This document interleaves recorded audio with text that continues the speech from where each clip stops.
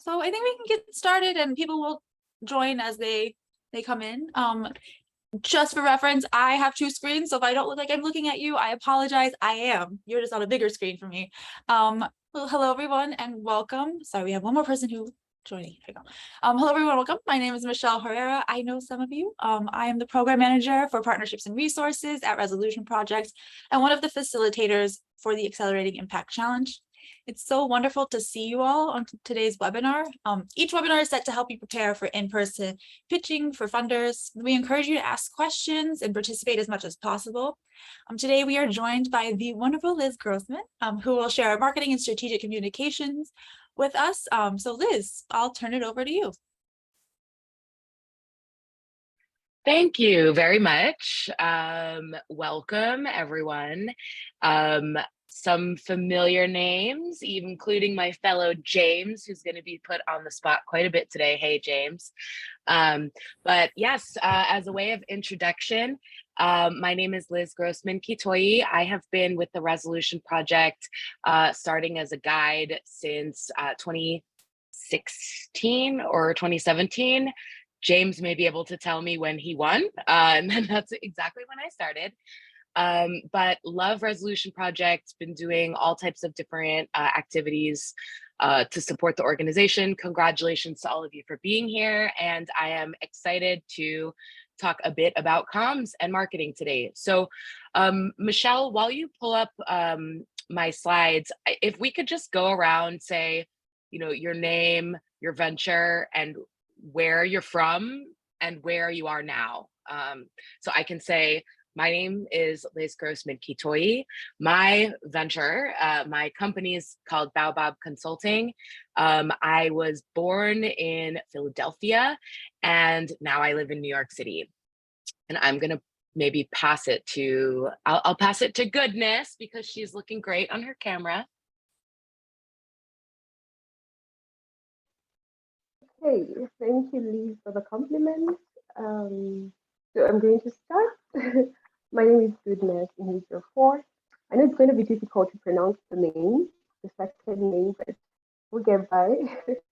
Okay, born in Nigeria, schooled in Nigeria as well. But currently I am in Uganda. From I had to travel from Rwanda down to Uganda. So the name of my organization is called Uganics Repellent Limited. It's a social enterprise that is fighting against malaria in Africa, starting from West Africa, and we hope to go to the continent. So yes, so that's it, I guess. Awesome, thank you. Michelle, does everybody else here know each other and it's just me who doesn't know everyone? No, not necessarily, no. Okay, great, then I'll keep going. Thanks, James, for turning on your camera too. So you're up next. So hi everyone, my name is James Tayali. I was born and raised in Malawi. I'm currently in Malawi at the moment. My venture is called Kekimawe, which is a social enterprise that is producing nutritious food products to alleviate malnutrition and hunger in Malawi. And I have my co-founder here as well. He's going to introduce himself once it's his turn. It's his turn. Go ahead. Nice. Can't hear you. Yeah, I mean, yeah, as I say, yeah, James Tayari, Malawi. So my co-founder was to introduce himself. So hi, hi everyone. So my name is Bernard Jerry. I'm from Malawi. I'm with James with Kekimawe. Currently in Malawi as well. So looking forward to the workshop. Thank you. Great, Zikomo. All right, James, the Rainmaker. Hello. Hey. Hi, Liz. How are you? Good to see you here. Yes, really incredible. When I saw that you will be the one facilitating this, I was so excited because I couldn't wait. So there's a disclaimer to everyone on the call. Liz has been my guide for the Resolution Project for the last few years. So a disclaimer, if I seem to know more than than enough. Like later on, it's because I've been with her for a while. I'll put you on the spot, James. No, bring it on. So my name is James Madier. I'm from South Sudan. That's where I was born. I live in Canada, but at the moment, I'm actually in Nairobi as we speak. I see someone also that is familiar that's from Kenya as well. GIF, I saw her like on the call. So I'm in Nairobi at the moment, and I run a social enterprise organization called Rainmaker Enterprise that is working in South Sudan currently on solar-powered water supply system for agriculture as well as for community health. Thank you. Excellent. How about we say Gift? Gift gets put on the stage now. Hi everyone. Okay, so I'm in transit. Sorry. Great. Yeah, so my name is Gift Kitty. I'm from Kenya. Nice to see my fellow resolution fellows. It's really exciting. It's been a while. My venture is Zawadi Healthcare Services, which is a healthcare clinic in Mombasa, Kenya. And yeah, so I was born and raised in Mombasa, but currently I'm based off of London. Okay. And my connection is a bit unstable, so hopefully I'll make it throughout the call.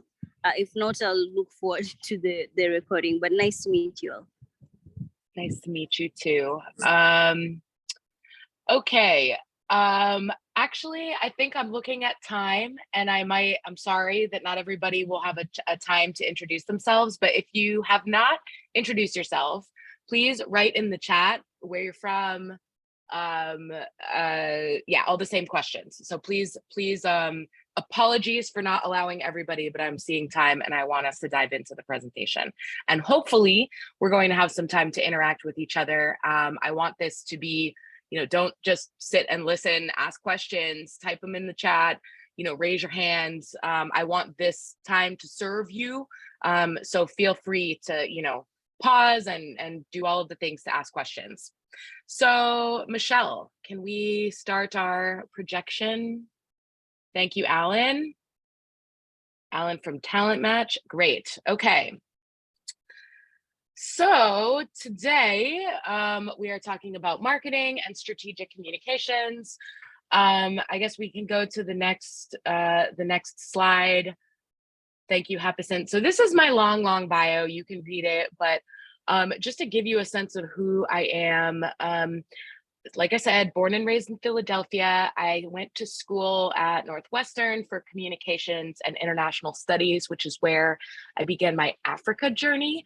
I was a study abroad student in Cameroon, and that's kind of how I was first exposed to the culture, languages, food, all the things of West Africa. And I came back after my junior year abroad, wanted to move to Africa so bad. I didn't even know which country. I didn't know what I could do, but I ended up getting a job as a teacher at a private school in Dakar, Senegal, and stayed about 7 years in Dakar, working as a teacher, but also working in communications for a nonprofit called Tostan. And that is also where I met my co-founder, Taib, who I've been working with for the past 6 years to start my company, Baobab Consulting. We do strategic communications, public relations, and social impact advisory for organizations specifically that want to either engage in the African continent and to do business or to do development projects, but also we work with African-led organizations on getting their voice out in the global stage. So I'm really excited to be here today with all of you, the Resolution and MasterCard Fellows. I hope to share some of the things that I know. Again, please question, please comment, please challenge me, and I'm looking forward to diving in. We with me?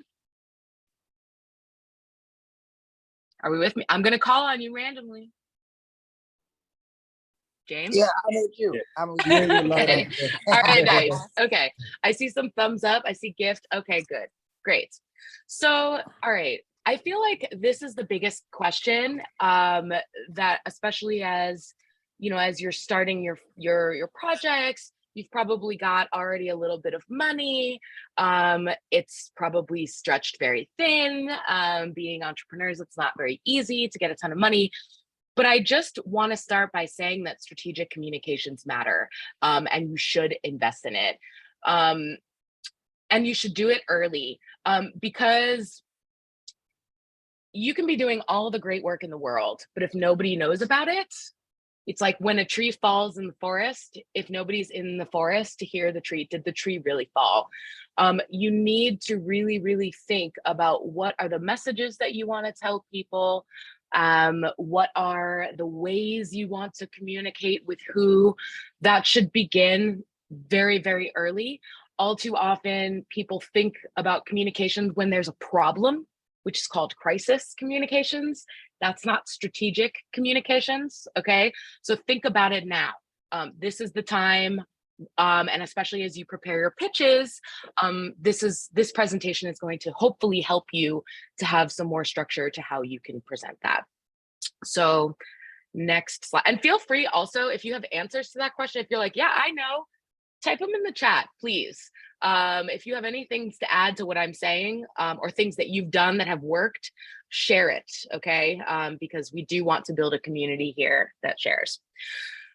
Okay, so I think I wanted to start out by talking about the difference between marketing and communications, because they're often used interchangeably. So, and for the purpose of this presentation, I will be speaking more broadly about communications, less about marketing, but marketing is a big and important part of comms. So with marketing, you want to think of marketing with a focus on selling a product to a target customer. Marketing is about selling, okay? So advertising is part of, hi, Cyril. You will have a copy of this, I believe, right? Okay. So advertising, like placing billboards, right? TV ads, those are marketing efforts. So we think about the product. What is the product? What is the price of the product so that your customer will buy it? Where are you placing it? Where are you selling it? And then how are you promoting it? The 4 Ps, as we say, of marketing. It focuses on numbers, and it focuses on campaign performance. So a marketing plan is going to have a lot more detail on market size, number of products that we need to sell, what is that price, how many people have we reached with our posts, etc.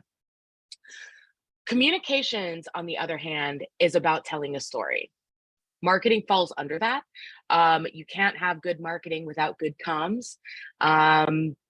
And then, comms really talks about building a brand, supporting the sales team. So a sales team, a marketing team needs a strong communication strategy in order to sell products better. Communications broadly also includes things like internal communications, employee engagement, things like making sure that people who work with you, not only just on your team, but your partners, and the general public, that they know what is happening. Not about selling all the time, but what is happening. How do you make sure that your team in the field in South Sudan, I'm using James as an example, can communicate with the team in Kenya, can communicate with the team in Canada, for example. So all of that plays a role here as well.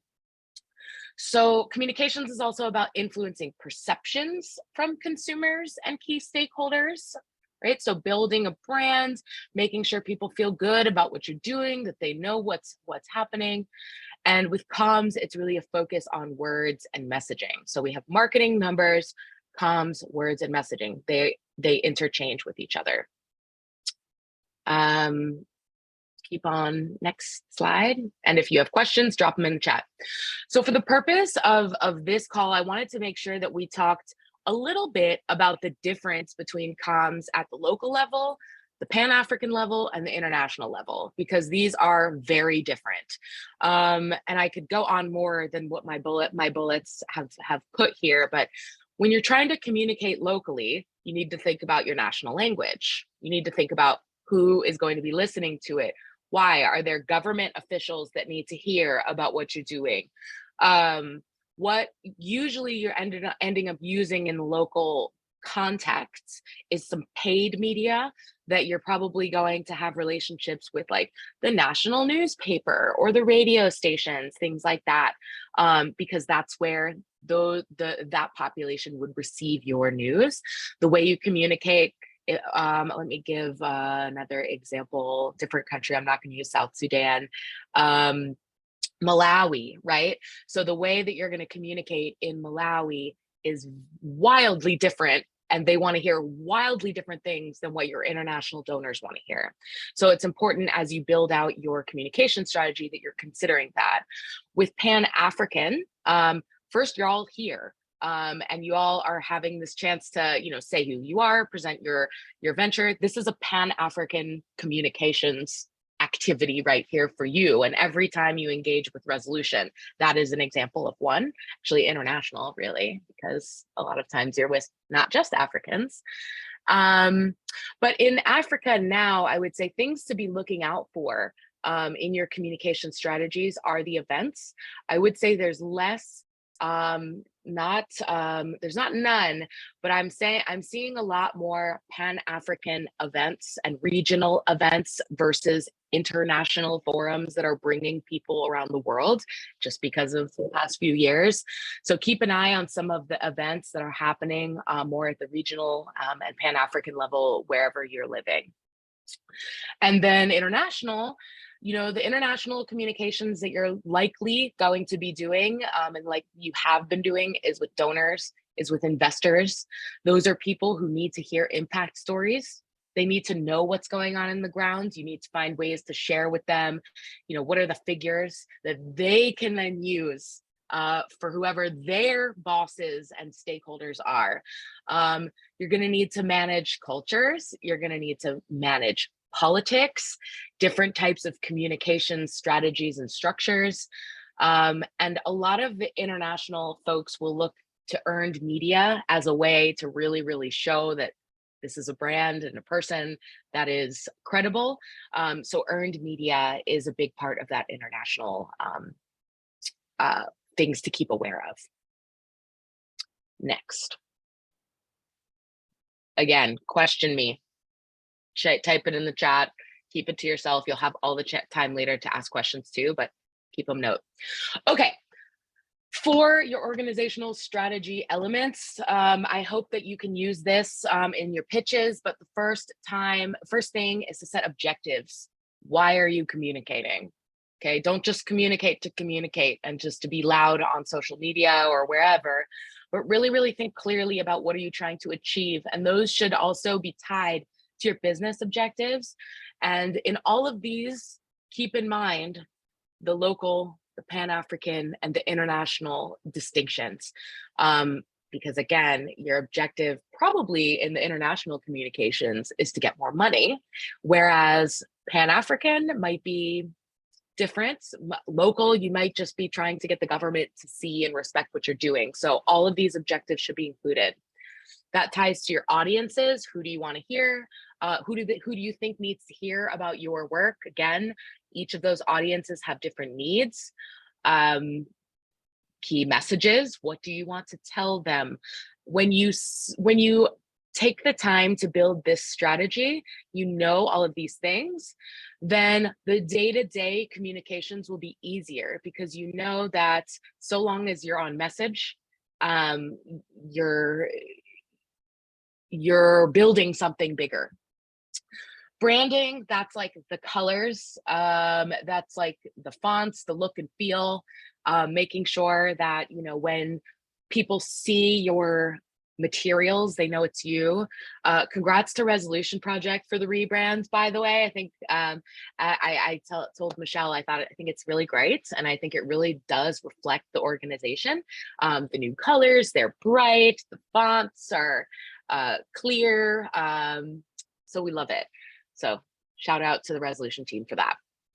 The next part is the activities. So what are you going to be doing to communicate? Is it social media? Is it going to events? Is it going to the MasterCard Summit and pitching? That is an activity. That is a communications activity. What are the types of activities that you want to lead in those different markets with the different audiences? Spell those out. And then obviously metrics, how are you going to make sure that this is, that this is going to be successful? Next, please. Okay, content creation. So some of the ideas here, there's lots of different types of ideas that, and lots of different ways to create content. Obviously, social media is a big one. I would recommend highly, if you are not on TikTok already creating content, do it now. Because it is a high growth platform where you have a lot more return for investment if you do it. It's a lot of work. So I get it, it's hard, but definitely do some TikToking. You should also be using things like LinkedIn, which is where the professionals live, which is where people want to see a lot of your numbers and achievements. Facebook is there, Instagram too, Twitter as well. Newsletters, blogs, written content, all of these things are important. I know that some of you do already have these things, so great job, keep it up. And I also know that Resolution Project often has opportunities for you to contribute. So often those things can be used doubly. So if you have opportunities to work with, I think so, right? Like they can post it on their own pages and stuff like that. So good, I'm glad I didn't say something wrong. But yes, so you want to take all of those opportunities to get more and more written content out there. Audio and video content, like I said, TikTok, right? I know a lot of you do capture some amazing images and content. Keep doing that, keep investing in that. It really makes a difference when you have professional photos and professional videos. However, best case, that's best case scenario. Please also make sure to be filming on your smartphones, okay? There are ways that you can become better at doing that so it looks more quality as well. We don't have time to get into that today, but capturing content, audio, video, super important. Events is our content creation. In particular, if you're organizing panels, if you are participating on a panel and preparing remarks, this is all really important content creation that usually also helps with social media. It can help with newsletters, it helps with blogs, it also helps with your networking, which we will talk about later. Media relations is another way to go. So drafting press releases and media advisories, op-eds, those types of things. Very important to have those networks as well. And then influencer marketing, I also wanted to show, just to kind of touch on here, in particular for those of you, maybe running fundraisers, hosting different events that are, that you need to get some really, really important people speaking on your behalf. This is really effective. And many of you have really strong networks as well of folks who may be able to just post on your behalf and say, hey, donate to this, or hey, buy this product.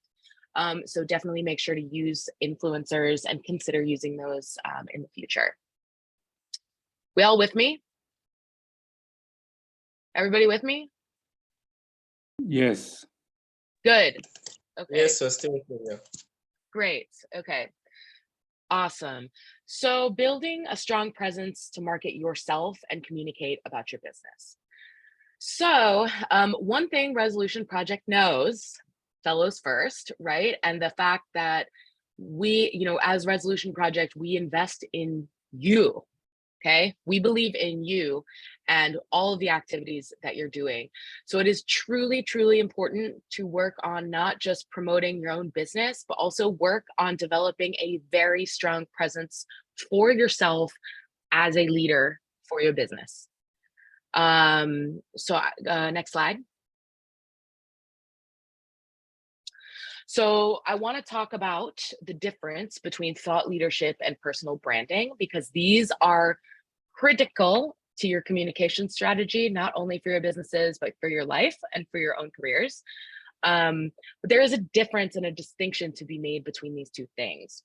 And actually, the other day I was with an entrepreneur friend of mine, and we were having this conversation. It was very timely, and I said, "Oh, I'm going to be talking about this with some resolution fellows." So, your personal brand is how people perceive you. Okay, that's something that you develop over time, right? You know, it cements what you are in people's minds. Are you an entrepreneur? Are you a rainmaker, right? Are you a fashion model? Whatever it is that you want to be, being known for who you are and what you bring to the table. Are you a hard worker? Are you reliable? Do you answer people's emails in a timely way? Can we count on you for certain things? It makes you memorable, it makes you trusted, and it makes people want to work with you. And if you have a strong personal brand, you will have more business opportunities. So work on that. So think about that. How do you think you're perceived by people? Are you considered as somebody who people want to work with? Now, thought leadership is more strategic, and it's aimed at showcasing your expertise in your industry. So, for example, I'm sorry to keep using James. I'm really sorry to everybody, but I'm going to keep using James. So James has his water, you know, he's known for being in water, right? He's known for helping and fixing the water crisis in South Sudan. So if James wants to be a thought leader in that space, he needs to be writing. He needs to be speaking. He needs to be also producing content and sharing his ideas to make sure that people in his industry know to go to him when there is a water crisis in South Sudan that they need something for, okay? It helps also for you to kind of explain what you do to a more broader public, okay? So some things might be very, very targeted towards folks in your industry, but also you being able to share what you do with the wider public and being known for that broadly is where thought leadership comes in. It requires a lot of effort. And I'm sure a lot of you know, writing and publishing about yourself and speaking, it takes so much time, but it is truly, truly important. And it is a major part of any communication strategy for you guys. Keep on going. Any questions can be dropped, so please. I know I'm going through a lot very quickly. Networking, another critical part of your communications and of your marketing. So what I have up here is my network map, and I encourage everyone to build something like this for themselves, because it's cheesy, everybody says this, but your net worth is your net worth. Your network is your net worth, right? The more people you know, the better off. If you have a strong personal brand and a large network and thought leadership to back it up, doors will open for you to have opportunities to do more things when people trust you and you know the right people.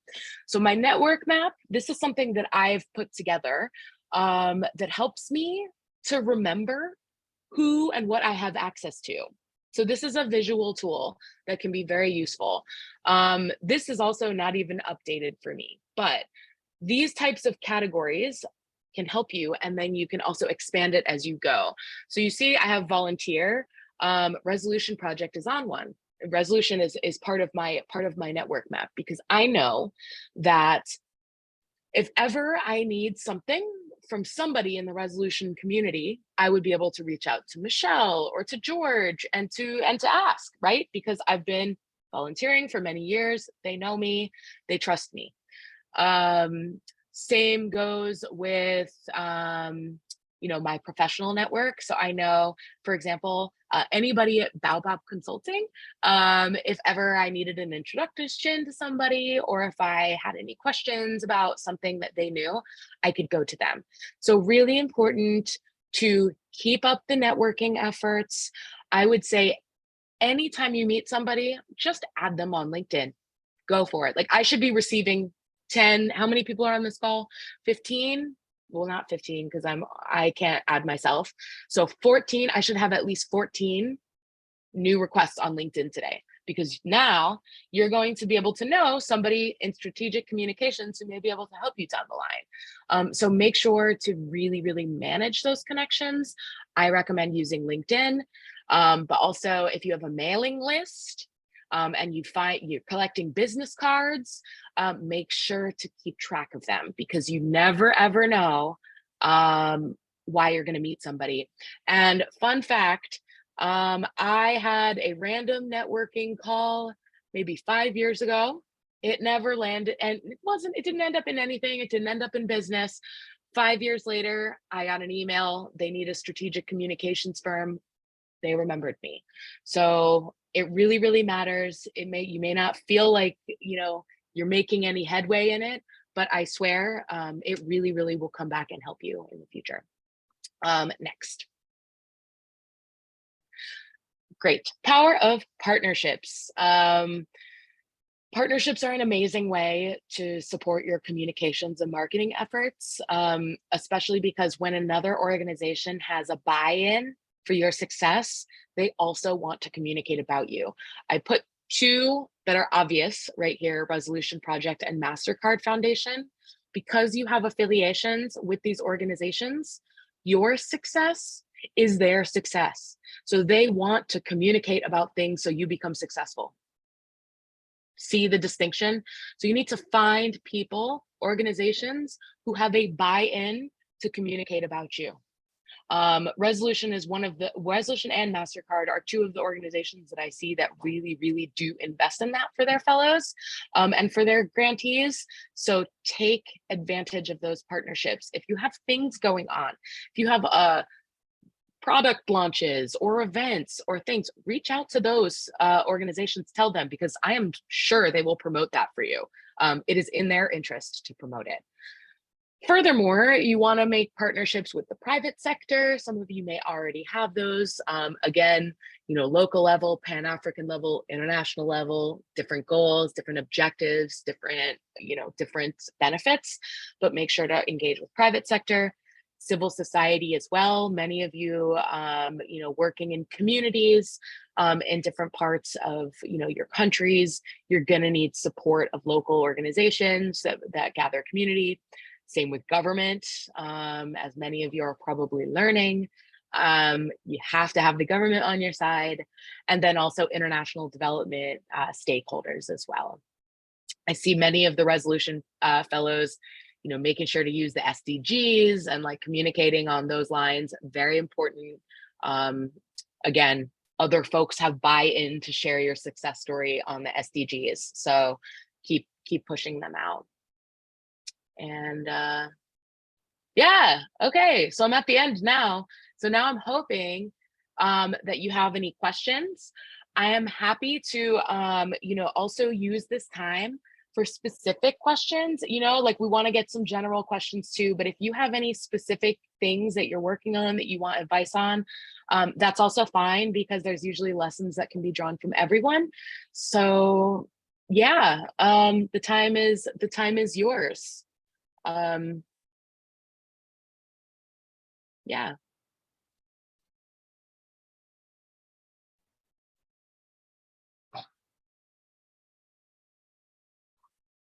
You're welcome. But I am so sure that there's got to be at least one question to kick us off. I have a question. Great.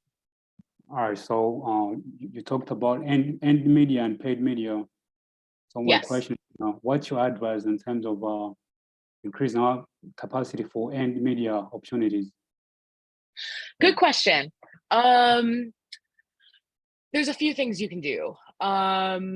First is,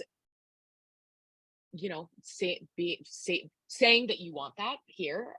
So even just being able to say that you're interested in those opportunities, we'll keep that in mind. One tool that's very helpful to have if you want to have earned media is a media kit. And a media kit involves, a few photos, a bio of high quality photos, for the media, okay? Even if you have video too, like you can put that in your media kit. Your bio, other things that you've written, those are the types of things that would be in your media kit. Start building relationships with journalists as well. So I'm not sure, even within the resolution world, we may know some journalists, right?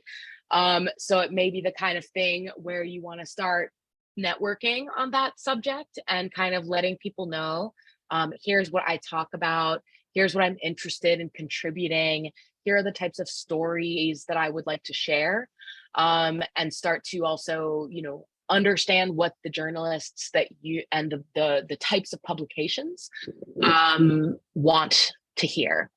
I do have a resource as well on media relations. I can find it and drop it in the chat, but there is a lovely and easy media relations certification that you can take. It'll take about maybe a day, you know, spread out over a week. And it really gives some helpful strategies on how to build relationships with journalists, so that you can be that go-to source for them. Yeah, writing press releases, all of those things would also be part of it. Thanks. I appreciate the Great. response. Yeah. You're welcome. All right, James asked, thanks James, how often should you communicate to your followers? Also, how often how can we get connected to influencers? Okay, first, how often should you communicate? As often as possible. In particular, if you are, it depends on the medium, right? So like a social media, you know, post every day is good. Is that reasonable on a small budget with no comms team? Maybe not, but you know, social media, feel free to post, right? Depending on what types of stakeholders you're communicating with, for example, your donors might need a report every quarter, right? Okay, so you should do that every quarter. If you are hosting an event and you're trying to get a lot of, you know, people to join or to donate, you may want to do things more. So I think that question is, you know, the more the merrier on communications. You always want to do more, but it also just depends on your objectives. And then, okay, connected to influencers who can promote our products. Well, I think one of those ways is, again, you know, your network map, like looking at your network map and saying, okay, you know, I need, you know, 5 influencers to help me on this campaign. Maybe within the network that I have, I already have that. Maybe I reach out to Resolution Project. Hey, are there any influencer type people who would be interested in helping me promote my product? They might say yes, you might have that. For an influencer campaign, like when you want to do that, I do recommend having someone dedicated to it, ideally somebody who's done it before, ideally a company, you know, like ideally a consultant or a person or somebody who you hire for your team for marketing who's done that. It is a lot to manage. So make sure that when you do that, you have the right investments and the right support in place. James, did that answer your question? You know, feel free to ask me any follow-ups too. Yeah, I mean, I think you answered my question. And I think one of the areas which we're really trying to do is also to get connected with the government in Malawi, because they can really push some of our nutrition products. So I think that network is a bit tricky than, you know, private, you know, people, because these are government officials. Well, so look at you just speaking what you need. And that's another thing, actually, a big lesson is just say what you need, Public because officials, you never know who in the room is going. Oops, say hello. Hello, sorry, James. Yeah, I'm listening, yeah. Okay, so good news is if you send me an email about your program and about what government folks you want to be connected to, I may be able to help you in Malawi. Okay, so Resolution Project will maybe help you get that connection. So yeah, please send me an email about your venture and about what you need in the All government. right, then that'll be wonderful. Yeah, that'll be wonderful. Yeah. Cool. All right, cool. Great. I'll drop email and then see what we can do after that. Yeah. Excellent. Okay, so I see Prince. Yes, thank you, Lex. I wanted to ask you if you can share some of your strategies that you personally use to establish professional networks or expand your professional networks. Sure. And actually, I have another presentation more on networking, and we can talk about maybe doing that as a follow-up too. I think one thing that I've learned is there is an element of my personality and being an extroverted person that does facilitate that for me. I've had to like learn that I'm like, okay, so personality does play a role. So if you do have if you're extroverted, you're already a little bit ahead of the game. But I think it's like making sure to keep track of who you know and in whatever way that works for you.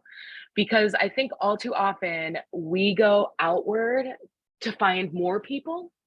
Whereas if we pause and we take an audit and we look at what we actually have, we realize we actually haven't been communicating with the folks in our network enough.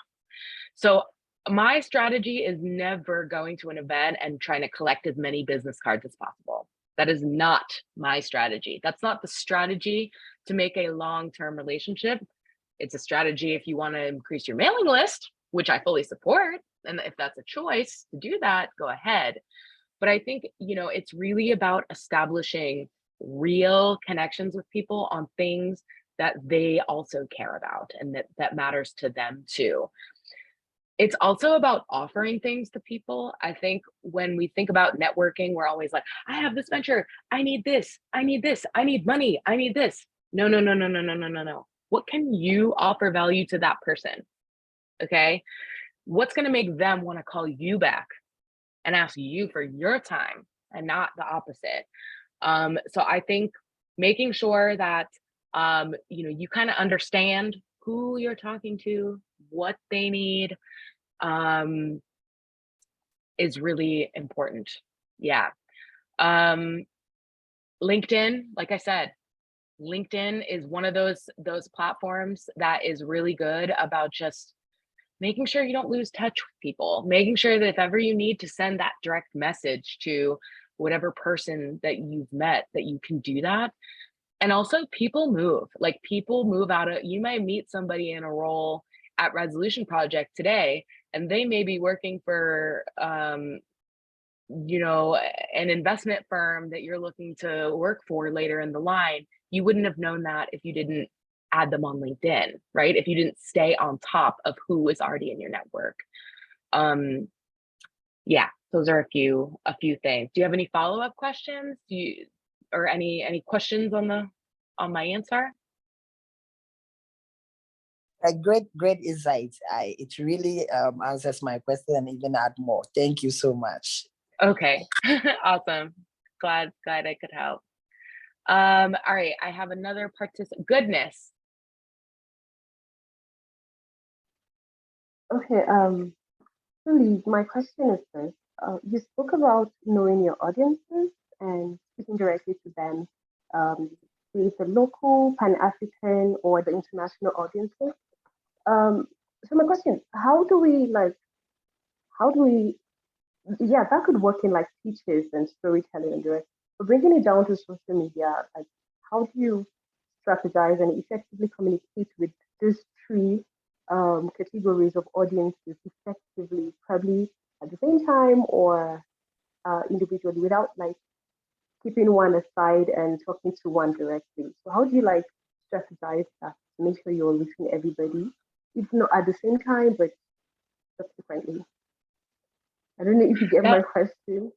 Yeah, it's like, how do you manage having all of these different people that you want to talk to, right? It's a lot, you know? It's like you have to think about a lot of different things a lot of different times.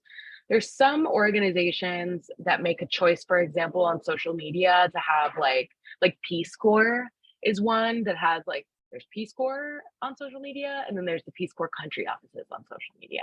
Peace Corps is big enough to make that worthwhile. In your case, I would say it's one, you know, it's one channel. And, you know, you may decide that your biggest following on social media needs to be, you know, your consumer base in Nigeria, and that's the ones that you're using it to communicate with. And you just know that that tool is going to be better served by this audience, and you're going to focus on creating content for that audience, right?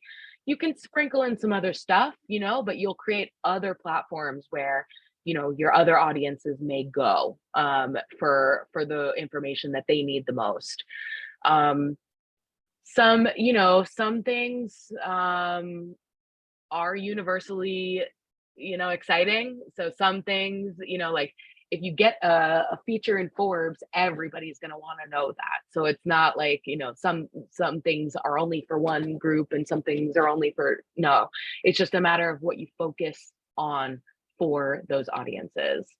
So if you're saying like, you know, let's say that you want to reach farmers, like one of your audiences is farmers, you know, you're probably not going to spend a lot of time, you know, writing long blogs and newsletters for them to read, because chances are they won't read those. Maybe the videos would be a better way for you to reach out to them. But that doesn't mean that your international donors don't want to see the cool videos that you make. You know, likewise, you might have one of your farmers who's like, this is a great newsletter, thank you, you know, but so yeah, it's just really looking at what are the main activities that you want to do for the different audiences, but all of them can kind of connect.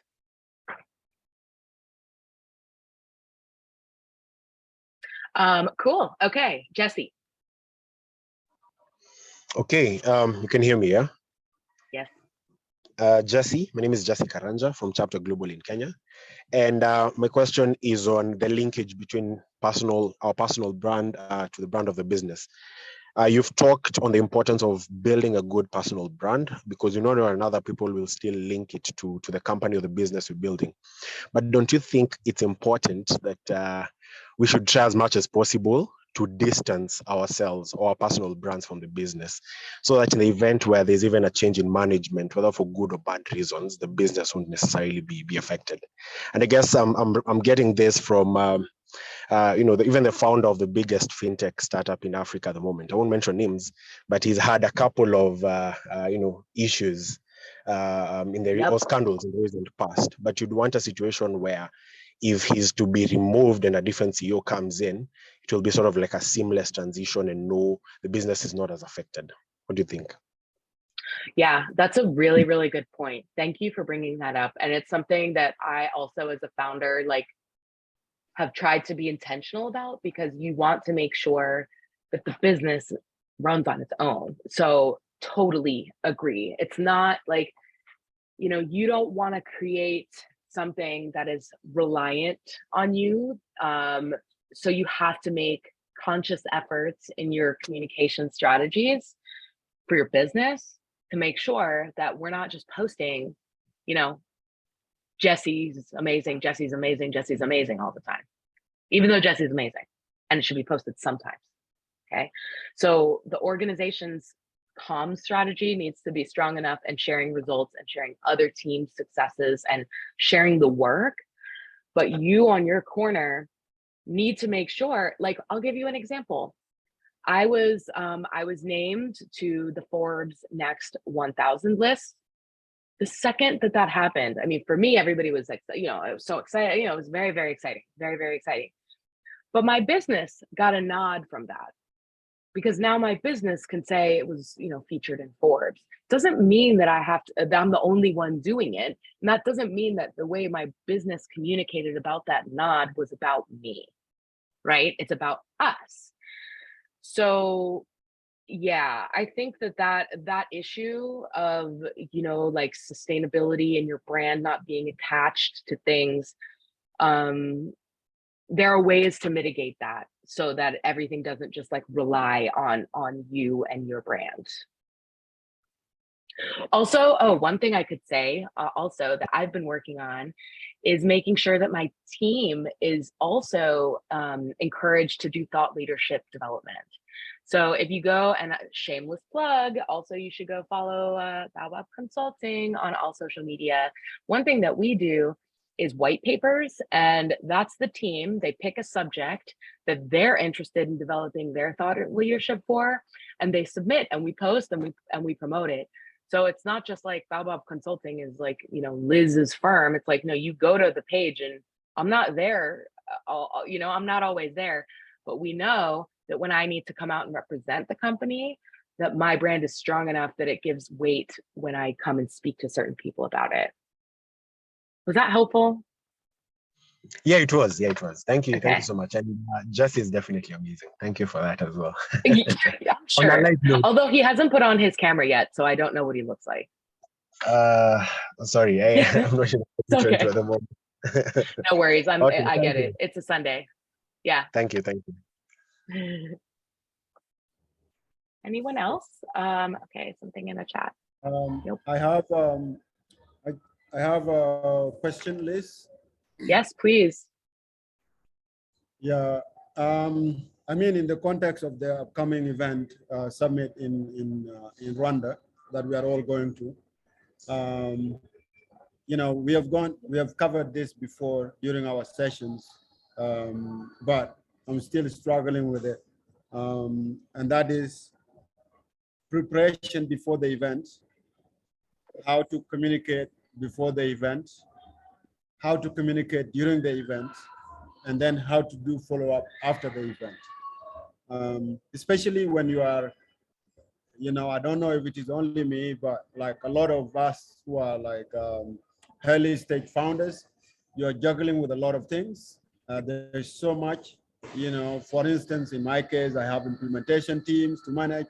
I have like a team in Canada, a team in like everywhere, community stakeholders to communicate with. So how to keep all these balls rolling, yet at the same time being as productive as possible. Yeah, that's my question. Thanks. Good question. It's, yeah, going back to my first slide, like why invest in communications? Like there's a lot of competing priorities, but like you have to find a way to put some resources to it. What are those resources can depend on every organization, because your resources are your time. Time is number one. Like your time is huge investment. Your people, if you have a team and you put people on, on certain tasks, that's a resource. And then obviously money. I mean, hopefully you will all learn to, as you're budgeting now for whatever grants or whatever investments, put a line for communications. Make sure to incorporate that in your budgets, because then you can hire somebody who can help you, because that's really, really the goal. Now, in terms of like for this event, I would say the prep should be really thinking about your objectives for the event. Everything is like, what are my goals, right? Like, what am I trying to get? Am I trying to go and meet an investor? I'm trying to win my money. That's it. Is that the only prize that you have your eyes on? If that is, then everything that you should be doing should be about that. I think there are more opportunities within that event than simply just focusing on the pitch, although you should definitely focus on the pitch and do an amazing job. But the people who will be in the room, who you can have conversations with, may also lead you to the next funding opportunity. So the more you can find out about who will be there, what they do, what their interests are, what are their organizations doing, who are the specific people who have the roles who may be able to help you get closer to those financing opportunities or earned media opportunities or whatever it is that you want out of this. So in the pre-prep, it would be that. If you do have somebody who works with you on communications, even if it's, if it's a comms officer or an intern or a volunteer, I would say spend some time with them, telling them about the event. What are you going to be doing? Making sure to have them prepared so that during the event, you're capturing photos, you're capturing videos, you are on your social media pages, whether it's you or it's your, your dedicated comms person who can be there to, engage, retweet, post your photos, content, using the event's hashtags, tagging people, like all of those ways to get people to see when they're scrolling on their phones, sitting, listening to, because we all do that. We're all scrolling, but making sure that they're seeing you out there and that you're contributing to the conversations is a good way to get eyes on you. And it's a good way to have the people in the room see you. Then post, I think, again, depending on the goals, do you want to write an article about what you learned and post it on some platform? Maybe there's a platform that Resolution or MasterCard is actually offering or would be happy to have contributions from fellows, to write about your experience, to film some content. I don't know which teams will be on the ground. Will the Resolution team be on the ground? I'm sure, right? Yeah. So will Jared be on the ground? Yes. Oh, you guys are lucky. So you have Jared. Go talk to Jared. Jared will be on the ground. He will be there probably filming a ton of stuff and doing a bunch of really cool things. Maybe, Michelle, what could even be helpful is maybe for Jared to send everybody a note about like what his plans are so that they can prepare and, just get their minds ready to help whatever Jared has in his plans, because I'm sure he has a ton. So participating in all of that stuff. And then on the post, I think the most important post-event follow-up is about reaching out immediately to the people that you met. And I mean immediately, because like the longer that you wait to send your follow-up emails, the higher the chance they're going to forget your conversation. So usually what I do at an event, if it's not the same day, it's the day after. If it's a 3-day event, I'll do it like once every day. Just a quick, hey, really great to meet you. My name is Liz. This is my business website. This is our social media. Check us out. Hopefully, we can catch up for a coffee. And then the people who are really interested in that will reach out for a coffee and you can have that conversation. If you truly, truly know that you need a follow-up meeting with people, yeah, just solicit that right away. Like, let's get a time on the calendar, and just keep pushing. My rule for networking and following up, I use the rules of baseball, which is a very American sport, but basically 3 strikes and you're out. I use that rule for my follow-up. So if you write once and they don't respond, follow up again. Chances are it got lost in their inbox. We're all busy. Follow-up number 2, there's no response. Okay, I don't know what to do. They're not responding. It's still not lost. It still can turn into something. Then you follow up a 3rd time. You can usually give it about a week or 2. They don't respond, then okay.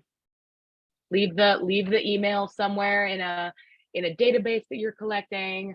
Add them on LinkedIn. Do all those things. Keep it, but no need to follow up more.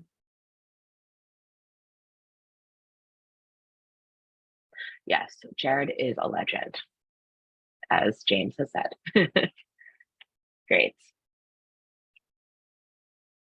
James, was that helpful? Yeah, thank Any you other so much. follow-up questions? I really appreciate it. Thanks. And Liz, if you don't mind, we have one question in the chat from Ibrahim. If you have time for that one, and then yeah.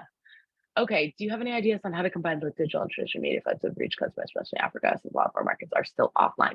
Yes. Excellent. Ibrahim, good question. I think in the slide where I talked about audiences, in Africa, especially when you want to reach, folks who may not have internet literacy, folks who may not have cell phones, that's where you need to use things like radio. That's huge still. People in the States over here may not think radio matters because it kind of doesn't over here as much as it used to, but definitely radio is huge. Events, like gathering local communities, like having a little, like, you cook a meal, you bring some government people, you communicate like that. That's a good way.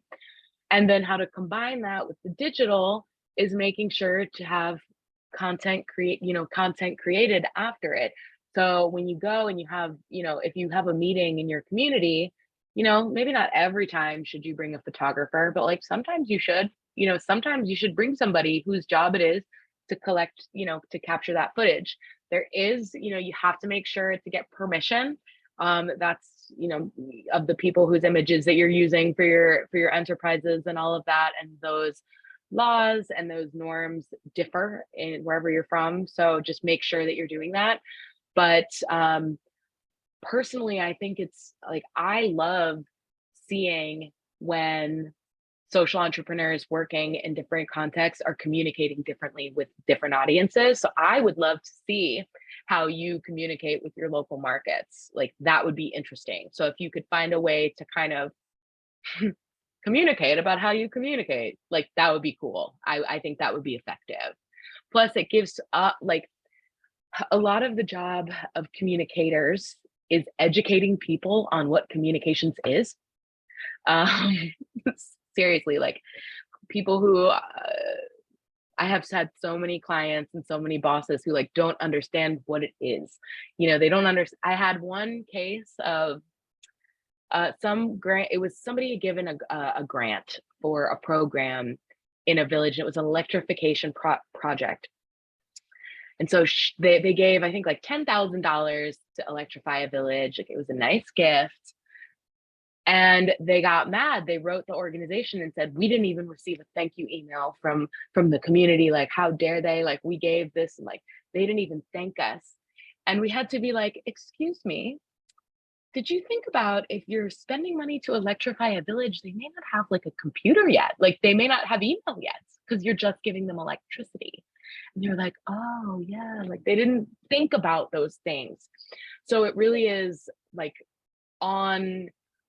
it's an additional workload that has to be done to explain how to even reach those different types of communities. So sorry for the random anecdote, but I just thought that was so crazy that anybody could ask for an email when they've just spent to electrify a village. Anyway.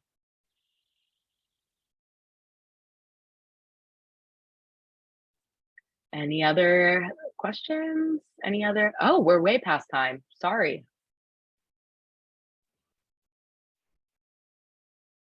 I'm happy to stay if there's any more questions, but if not, then yeah.